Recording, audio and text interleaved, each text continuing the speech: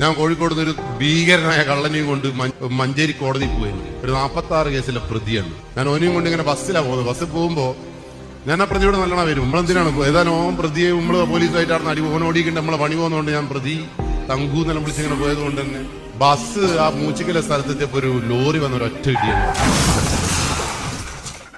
ഞാൻ അതിൻ്റെ ഉള്ളൊക്കെ വിട്ടുപോയി. ഈ കൈ മുറിഞ്ഞങ്ങ് വീണുപോയി. അന്ന് എന്നെ അടുത്ത് ആരെങ്കിലും ആസ്പത്രി എടുക്കുവാൻ വരുന്നു, കൈ മുറിഞ്ഞാണുമ്പോൾ ബോധം കിട്ടും. അവസാനം ഞാൻ നോക്കുമ്പോ മേലെ നിന്ന് ഫാൻ ഇങ്ങനെ തിരിയുന്നുണ്ട്.